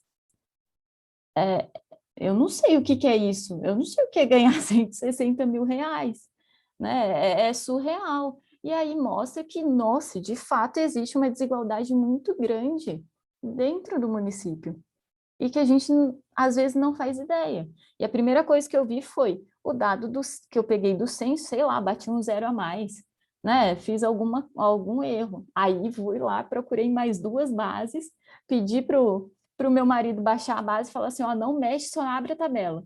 E de fato, estava lá 160 mil reais. Então, eu sempre tenho esse susto inicial, eu sempre acho que eu calculei errado, aí depois eu vou entender o porquê que deu o resultado, mas de todos os indicadores que eu calculei, sempre tem algum município ou alguma peculiaridade de alguma região que eu imaginava uma coisa, né? Porque a gente sempre imagina, né? A gente sempre acha que conhece o município que mora, né? A região que mora, e os dados podem dizer outra coisa, né? No final, os indicadores. Então, sempre leva um sustinho. Maíra, você quer falar? Oi. Desculpa não ligar a câmera aí, é que eu tentei, mas tá difícil hoje. A conexão tá chegando aqui no quarto. Primeiro, Tati, é sempre bom ver essas apresentações, né? Eu acho que já tinha assistido uma parte dela lá em Pompeia, mas ver sua trajetória aí, os outros trabalhos também que você já desenvolveu, parece que consolida mais, assim, a ideia de indicadores e como vocês pensam, né? A construção de indicadores aqui no LIS. Eu não sei se... Eu fiquei com uma dúvida, assim, ao longo da apresentação, como que você enxergou o campo, o ato de ir para campo, nas duas experiências, pelo menos, que você mostrou, né? Porque o que talvez eu tenha entendido errado, mas na primeira, que eu acho que foi aqui para o litoral, a questão do campo, ela entrou no painel de indicadores, né? Então, eu não sei se eu entendi certo, mas é como também se fosse uma forma de validar o que você construiu de indicador, né? Então, seria um campo posterior, assim, à construção. E, no outro, o campo meio que foi o que te deu material para você criar o indicador, né? Eu estou perguntando isso porque eu ainda tenho que conversar, né, com os meus orientadores, obviamente, mas para pensar onde que talvez o campo pode ser interessante, sabe? Se um campo pós, um campo pré, no caso, você precisava desses dados, mas a minha curiosidade você já passou por uma experiência de construção de indicadores que, a princípio, você construiu ele a partir de dados secundários, enfim, foi para campo e chegou no campo, você falou, eu acho que eu tenho que pegar talvez as outras variáveis, porque talvez o campo não está batendo, refletindo um pouco o que eu estou querendo passar. E aí você voltou e já aconteceu de fazer esse movimento ou não? Assim, não sei se fez sentido essa minha pergunta, mas fiquei curiosa. Obrigada, Maíra. Fez total sentido. Eu vou falar um pouquinho dessas experiências de campo.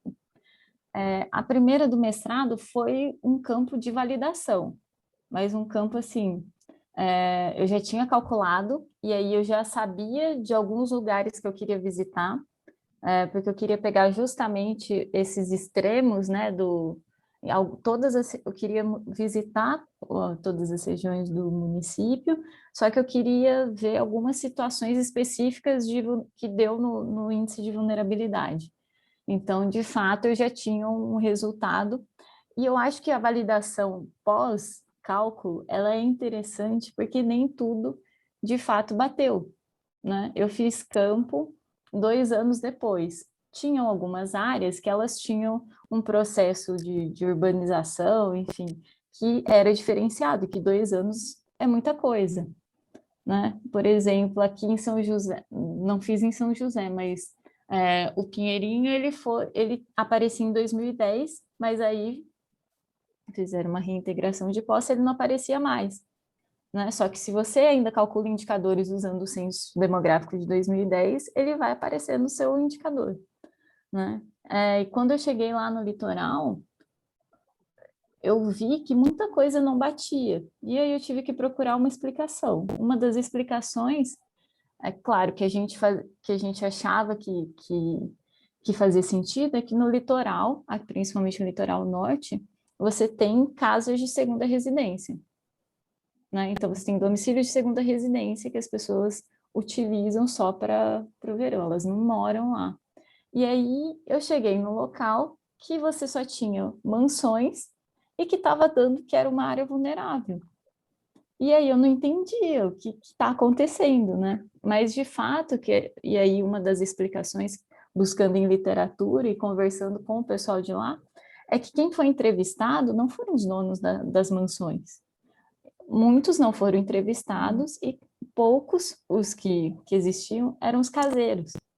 E o caseiro vai dar a informação dele, né? Que ele mora lá e as questões socioeconômicas e demográficas dele, da família dele, né? E no final, quando a gente calculou o índice, de fato, se a gente pensar por essa lógica, existia. Mas a gente sempre sofre esses sustinhos, né? Da validação pós. Já no doutorado, foi um campo que foi acontecendo junto com a coleta de dados, né? O que eu tinha primeiro? Eu estava acompanhando a questão da crise hídrica, eu estava mapeando enfim, nos meus esquemas, quais eram os bairros que tinham sofrido com falta d'água, quais eram os bairros que noticiavam que tinha mais ou menos horas de interrupção de serviço. Então, foram os bairros que a gente tentou ir. E algumas questões que a gente sabia antes, do tipo, Mariane, acho que é de Campinas, ela conhece, existe o Alphaville e o Jardim Miriam do lado. O Jardim Miriam já não é de alta renda como é o Alphaville, né, das mansões lá. E o que a gente imaginava é que o Jardim Miriam tivesse sofrido com muita falta d'água, né, porque, enfim, é uma área com menos poder aquisitivo. E, no fim, o que a gente chegou, quando a gente chegou lá para entrevistar, eles não tinham sofrido com falta d'água, porque Alphaville não podia faltar água. E como a tubulação é a mesma, né, ela passa pelo Jardim Miriam até chegar no Alphaville, eles nunca sofreram com falta de água, né? Então, a percepção que eles tinham de crise hídrica era outra. Mas, só um parênteses. Então, esse outro campo, a gente foi construindo. Claro que eu tinha ideia de quais bairros que eu queria ir, né, pela análise documental que eu tinha feito antes, mas quando a gente chega lá é uma outra questão. E também eu tive que diminuir as minhas entrevistas, e muitos bairros a gente não foi. Você pode ver que o mapa de Campinas, a gente está concentrado nas áreas centrais, ou as áreas próximas da Unicamp, né? Porque foram os bairros que a gente conseguia ir e voltar mais facilmente, porque a gente tinha um carro só para fazer, em alguns dias específicos, né? Então, a gente acabou não indo para todo o município. Então, a ideia, a construção do campo durante a coleta de dados foi uma e, no fim, ela foi outra, né? Enfim, por vários percalços aí do server. Ah, legal, Tati. Obrigada. Imagina. Eu acho que, só para lembrar historicamente, aí, essa pergunta da Maíra, mas lembrar de campo, né? Eu lembro, a Tati pode me corrigir, mas, na verdade, o desenho do campo, desse campo com coleta de dados, foi um desenho amostral, tá? Um desenho estratificado espacialmente, ou seja, no papel estava tudo maravilhoso. Eu acho que eram mais de 450 amostras e tal. E estratificados espacialmente, daria para fazer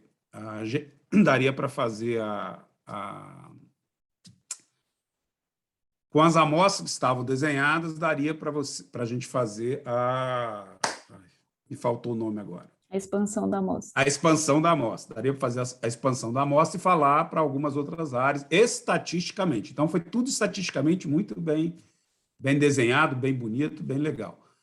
A vida real não é estatística, embora Camilo queira, mas não é estatística a vida real. Aí, quando foi para a vida real, principalmente nas condições que a Tati foi, viu que ela mostrou a equipe de campo. A equipe de campo é o meu marido, meu amigo do curso, o outro que tem um carro velho que vai... Ou seja, a equipe de campo já é um circo mambembe, mais ou menos assim, né? Não é um, como chama aquele outro cara, quando tinha circo, era aquele, né? Tinha aqueles imensos e aquele pequenininho. É esse pequenininho, assim, que cada um faz um pouco de tudo. É um malabarista, cuida da mágica, faz tudo. Então, a realidade para você fazer campo, ela é uma realidade que precisa de orçamento forte. Campo desse nível, assim, você quer olhar uma cidade inteira, o desenho amostral, estratificado. Pá, se você vai fazer um assentamento, 10 negocinhos, um campo institucional, aí é mais tranquilo.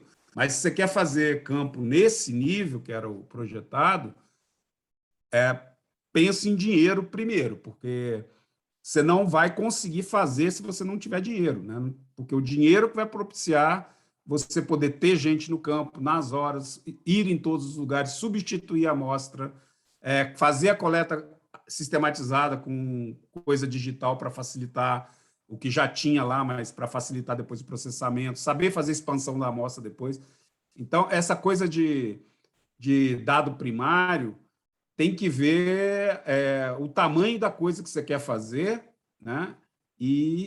Portanto, dependendo do tamanho, tem que saber se você tem dinheiro para isso ou não. Se não tiver dinheiro, não vai dar para fazer. Assim, não dá para fazer, e aí é melhor fazer bem feito o que você pode fazer com menos orçamento. Não, era bem isso. No papel estava lindo. A gente ia fazer tantas X entrevistas por dia e contando o deslocamento, enfim. E aí, quando a gente chega no campo mesmo, a gente teve uma grande dificuldade, que a maior parte das entrevistas era no período da tarde, quando as pessoas que trabalhavam não estavam em casa, antes da pandemia. E aí, quem estava, geralmente, eram os idosos. E a gente passou por comitê de ética e a gente tinha que fazer com que todos assinassem o termo de consentimento livre e esclarecido. Qual que é a primeira coisa que eu falo para os meus avós? Não assina nada, né? Então, a gente teve muita recusa, a gente quase apanhou, porque o meu marido fez com que um analfabeto assinasse uma folha de papel, né? Então, a gente teve várias questões com isso também. A gente pensou também que era uma outra questão, além do termo, a gente também achou que cada um poderia sair no... A gente ia com o carro cheio, 5 pessoas, e cada um ia para um lugar, para o domicílio que estava sorteado, e cada um ia fazer sua entrevista. No fim, não dava, porque olha como isso é interessante. Quando os meninos iam sozinhos, ninguém queria fazer entrevista com eles. Ninguém. Então, a gente percebeu que eram 2 meninas, eu e a Kelly, se a gente fizesse as entrevistas, a negativa era menor. Então, a gente sempre tinha que ir uma das 2 para algum canto para fazer a entrevista, né? Tem essa questão também. Então, coisas que a gente não tinha previsto e que aconteceram em campo e prejudicou muito a amostra de 400 entrevistas inicialmente pensadas, né? Tem a questão estatística de discussão de levar marido para fazer o trabalho de campo. Duas situações podem ser assim, ele pode trabalhar positivamente ou contra a pesquisa da esposa. Então, isso é bem interessante essa questão, né? Pode ter o marido que brigou com a esposa e falar, você vai ver, eu vou fazer as entrevistas bem feitinhas para você, né? A gente brinca, mas tem tudo isso, né? Tá louco, é muito complicado, né?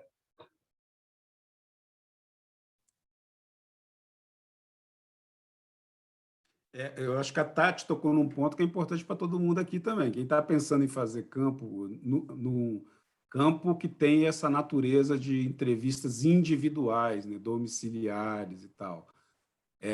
Essa coisa do comitê de ética é também fundamental, viu? Assim, quer dizer, não dá para publicar resultado de nada que não tenha o comitê de ética, se for entrevista domiciliar, desse jeito que foi Miguel, feito nem pela os outros Tati. campos, né? Nem os campos que a gente faz, é cada vez mais difícil de publicar, mesmo a gente não fazendo domiciliar, a gente fazendo com pessoas que vão reportar uma condição de uma comunidade, também tem essa questão.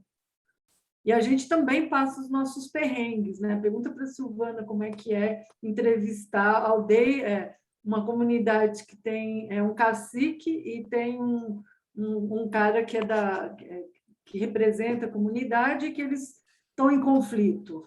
Deve ser a mesma coisa do que você ir num bairro onde você tem traficante, onde você tem uma série de coisas. Então, acho que isso vale para todos nós.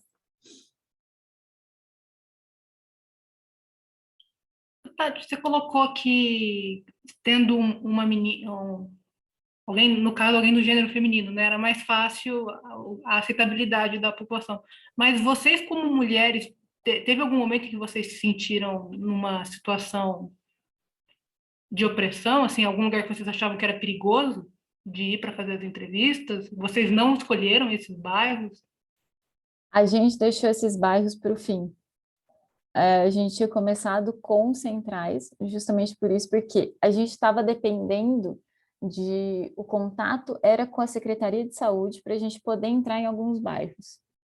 né? Meu orientador estava temendo, o Roberto, ele estava temendo pela nossa segurança, então a gente iria entrar com as equipes de estratégia da família, enfim. No fim, a gente não conseguiu, né? E foi retirado da amostra porque ele disse que a gente não ia entrar. Então, foi um corte prévio dele, né? Mas de resto, assim, em alguns lugares que a gente ficou com medo quando a gente pensou em ir, mas que no fim era muito tranquilo, nunca me ofereceram tanto café e água, né? Então, a gente, às vezes, o nosso preconceito, às vezes, é maior do que a realidade, né? Então, muitas vezes, a gente pensou que ia ser perigoso e, no fim, nem era. Uma outra situação que foi interessante, que a gente não estava prevendo, a gente ia uniformizado com a camiseta da Unicamp. Muitos não queriam responder, porque foi bem na época que aconteceu que assassinaram um menino numa festa da Unicamp. Então, eles queriam falar mal, falavam, como que vocês deixam fazer isso, enfim. Eu só queria saber da crise hídrica, né? Mas aí eu tinha que acabar explicando sobre as festas na Unicamp, como que os alunos faziam festa dentro da Unicamp. Outra coisa também, foi bem no período eleitoral, e aí eles achavam que a gente estava fazendo campanha. Então, eles também não queriam falar com a gente, porque eles achavam que, de alguma forma, a gente ia, né, falar de candidato A ou B. E outros também achavam que a gente era da equipe de saúde, porque foi bem na época que a dengue estava explodindo em Campinas, e aí eles achavam que a gente ia ver o quintal deles. Até explicar que a gente não ia ver quintal nenhum era difícil também. E A você gente conseguiu também tem umas histórias engraçadas. Não sei se Silvana lembra, a gente uma vez foi entrevistar o pessoal na comunidade, o cara do barco, né, o seu Flaurido, mandava a gente ir com colete salva-vidas. Então, foram duas lanchas de colete salva-vidas. O povo achou que era o pessoal do IBAMA que chegando com colete, com colete à prova de bala. Então, assim, tem essas coisas. Acho que tanto na cidade quanto no campo, né, fora da cidade, tem essas. A gente ia com o bonezinho do INPE. Em alguns lugares você consegue ir. Agora, se você vai em outros, se eles olham um carro branco, acham que você é do IBAMA, você é hostilizado, porque, né, as pessoas não estão fazendo tudo corretamente, né?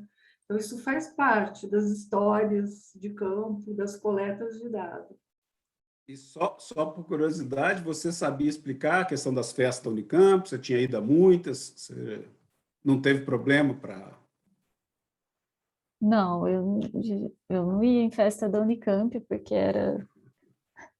eu já tinha passado da idade, aí era toda aquela história, você tem que deixar o carro fora da Unicamp, e aí você tem que entrar numa entrada específica para o guardinha da Unicamp não te pegar, e aí era todo um jeito lá, uma estratégia que eu já tinha passado da idade, né? Mas assim, a gente tentava explicar, claro, falando, olha, foi um incidente, enfim.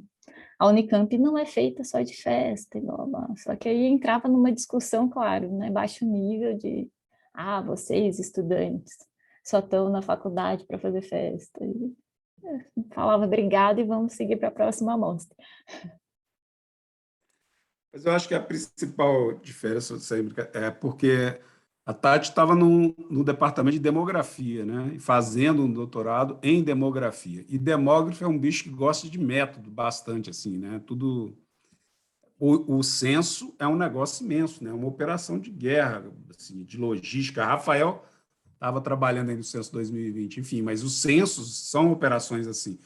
E os demógrafos também, quando vão fazer suas coisas primárias, eles, o que é bom, né? Eles têm que fazer com muita regramento e propriedade, porque aqueles dados depois, essas questões, né? Amostra, expansão de amostra, tem que ter, enfim, tem que ser estatisticamente significativo, esse monte de coisa.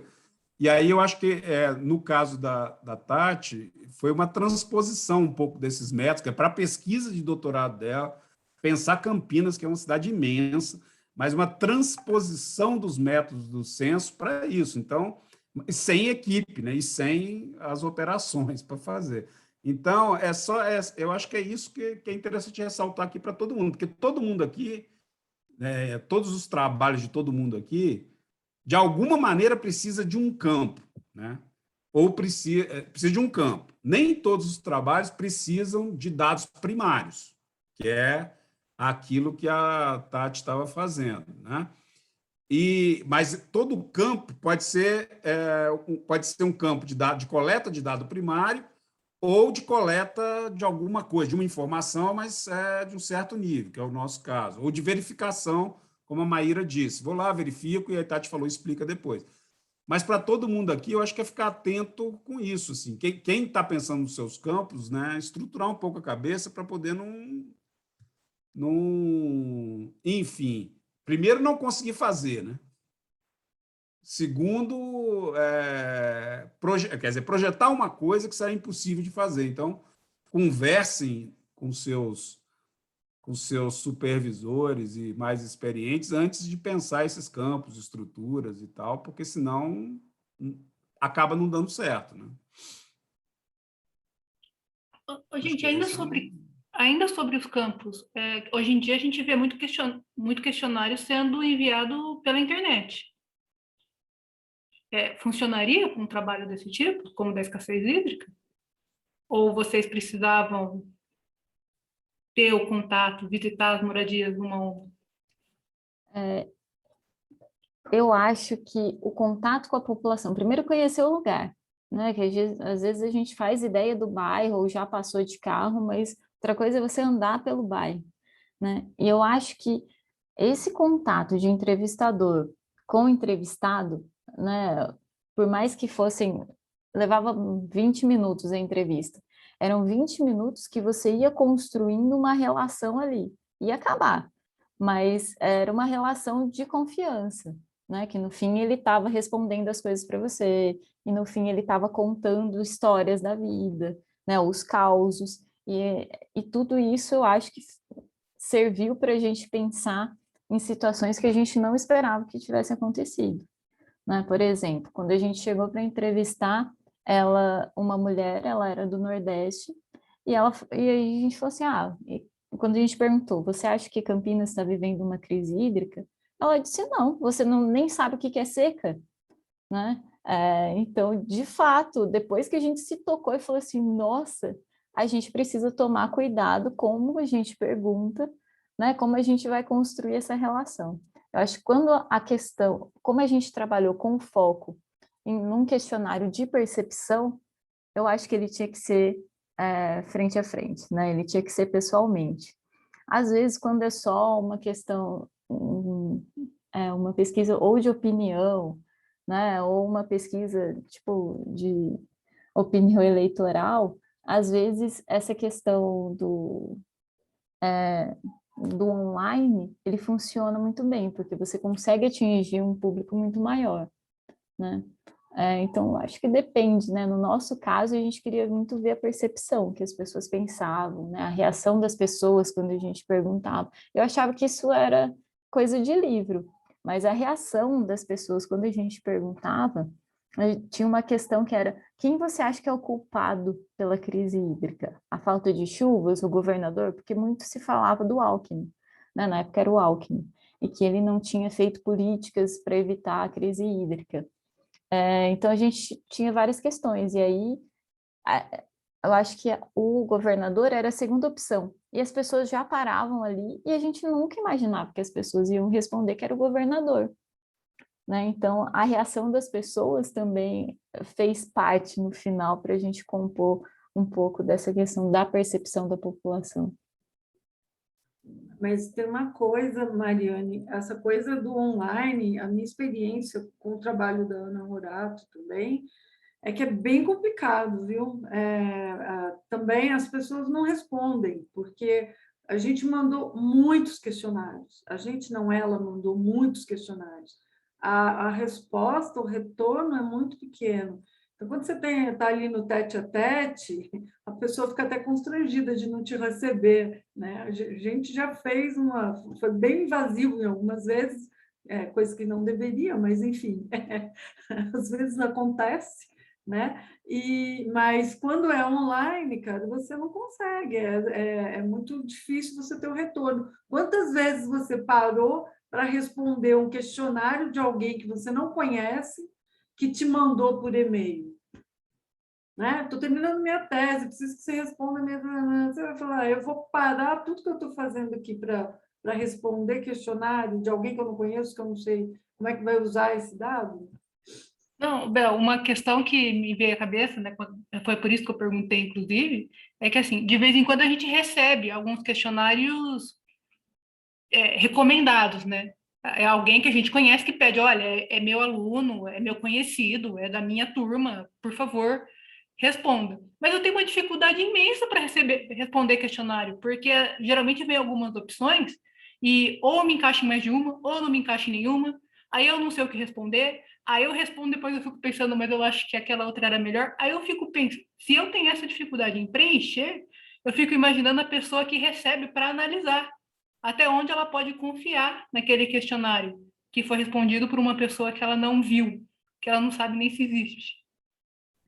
Essa é uma outra questão, Mariane, a formulação do questionário, né? Não é qualquer pergunta, né? A gente ficou formulando o questionário muito tempo, porque a gente tinha que ver, se a pessoa responde sim, ela tem que pular para a questão tal, como que ela pode interpretar essas questões. Então, eu entrevistei muita gente, eu entrevistei meu avô, com 87 anos, para saber qual que era a interpretação dele, meus pais, para saber qual que era a interpretação, pai de todo mundo eu saí entrevistando, como pré-teste, para ver se o entendimento daquela questão estava ok, né?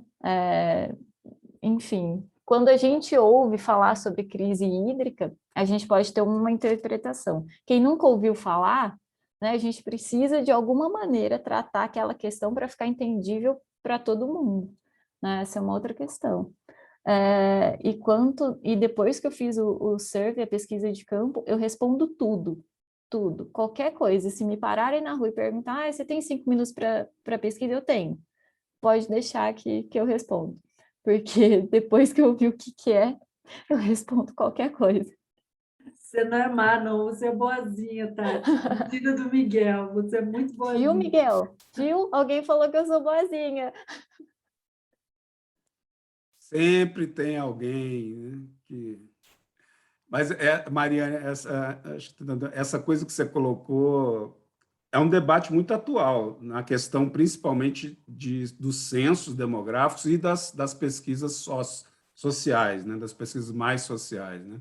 Porque isso já foi muito usado e continua sendo usado em, né, o que chama de geodemografia, que não deve nem ter esse nome, né, que é comércio, né, essas coisas comerciais, né, pesquisa de mercado, de papapá, isso aí é beleza.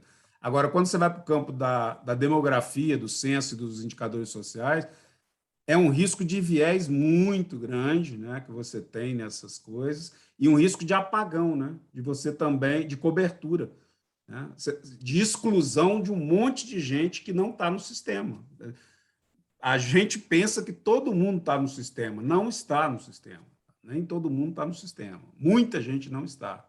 E muita gente vai ficar mais fora do sistema com a 5G, por exemplo. E há uma perspectiva hoje de transformar o serviço de busca ativa com 5G, ou seja, de deixar de fazer a busca ativa, que é o que se faria, por exemplo, os centros de assistência social, as unidades básicas de saúde, e a busca passiva, que é o cara entrar pela internet. Isso vai ser o que a mesa chama de silêncio administrativo total, porque... E tudo com base na economia, que é a mesma razão do censo. O cara acha que não pode dar 2 bilhões para fazer um censo. Isso é caro.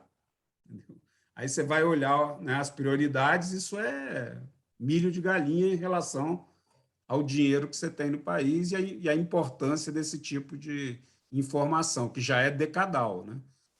Eu acho que, só voltando para completar uma coisa da Tati também, é que cada vez mais a gente tem um papel importante nesse campo de representações e produção de produção de informação, né? Mas de informação qualificada, porque os censos são decadais, está ampliando essa coisa de um monte de fontes de informação, mas com um monte de viés. Então, tratar esse monte de fontes de informação ou usar informações alternativas, mas qualificar o trabalho que a Tati e Suzana, dentro dessa lógica da RMP, por exemplo, em pegar o OpenStreetMap. Mas o OpenStreetMap é super bom? Ele não é. Ele é, né, mapeamento colaborativo, tem um monte de erro, mas é útil? Essa é a pergunta, né? E aí a gente está vendo que sim, parece que sim. Depois que você pega 20 mil coisas, diminui para 12 mil, tá? Porque esses 8 mil você não pode mais. O que eu quero dizer é o seguinte, a gente tem que hoje, a gente está numa posição, a gente que eu digo como laboratório, pelas experiências, e por muito tempo tá mexendo nesses ramos, de ter condições de negociar metodologias ou formas de usar fontes de dados alternativas, mas com consistência, né?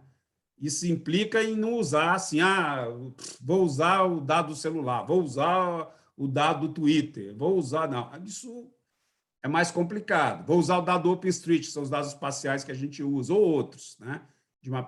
A gente dá para usar, mas tem muito trabalho para ser feito. Demorou aí uns 8 meses, né, Tati? Para poder, Tati, junto com a Suzana, a partir de uma coisa que a gente pensou, chegar numa base de dados que a gente fala, agora tem um dado para a gente construir o indicador que a gente quer. Entendeu? Não tinha o dado, que é um indicador que precisa de um dado refinado, porque se for fazer com o dado que tinha, ele vai mostrar mais do mesmo. E também não tinha o outro dado, mas tinha uma possibilidade. Então, você vai ter que trabalhar metodologicamente esses dados espaciais para poder gerar o dado que você vai entrar na construção daquele indicador. Mas essa é uma oportunidade grande para a gente. Assim, tem um monte de dado por aí, assim, só que tem que qualificar o dado. E toma um certo tempo qualificar o dado. Assim, usar a galega não tem problema, mas tem problema, que ele vai gerar um monte de bobagem, mas para trabalhar o dado dá trabalho. Só esse dado do OpenStreet aí na região metropolitana deu uma trabalheira danada.